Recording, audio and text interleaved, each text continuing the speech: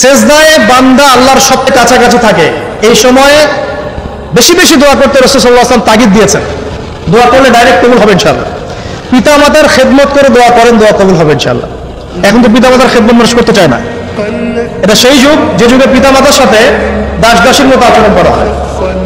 সন্তানরা ভুলে গেছে তোমরা যে তোমরা একদিন পিতা মাতা হবা। আমরাও কিন্তু একদিন পিতা মাতা হব। যারা বিয়ে শাদী করেছে, সন্তান সন্ততি হয়েছে, তারা জানে যে প্রসব বেদনার একটা সেকেন্ড, এক সেকেন্ড 1 মিনিট প্রসব যে বেদনা মায়ের হয়, এই ঋণ আমরা সারা জীবনে শোধ করতে পারবো না।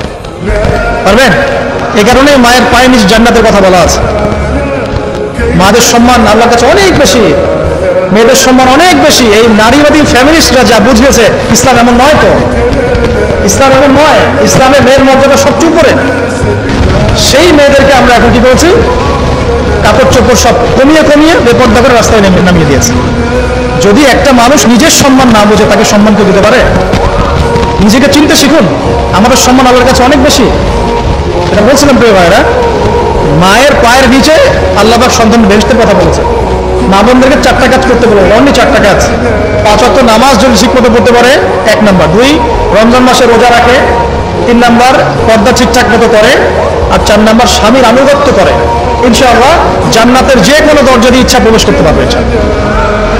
এখানে স্বামীর আনুগত্যের কথা বলেছি, স্বামীর দাসত্বের কথা বলি না। আনুগত্য দাসত্ব এক জিনিস না। আনুগত্য মানে কি?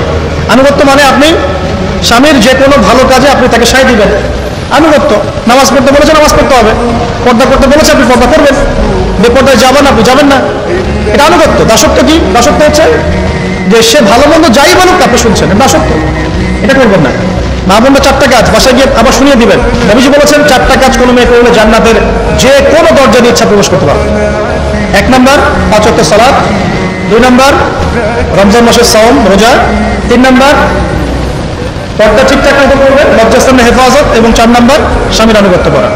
মায়ের খেদমত করে দোয়া করেন, দোয়া কবুল হবে ইনশাআল্লাহ। বাবার খেদমত করে দোয়া করেন, দোয়া কবুল হবে ইনশাআল্লাহ।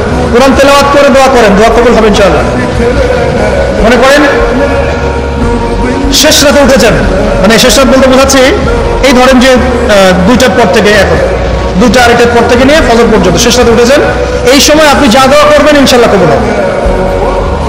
হ্যাঁ, বলতে বাধ্য হচ্ছি, এখনকার তরুণ সমাজ ওই 2টা 2:30টার দিকে ওই যে কার কার খেলা থাকে, ওই খেলাগুলো দেখার জন্য ওঠে, তাহাজ্জুদ করার জন্য উঠতে পারে না। অথচ আল্লাহ পাক বলছেন কি, যে শেষ রাতে আল্লাহ পাক প্রথম আসমানে নেমে আসেন এবং আহ্বান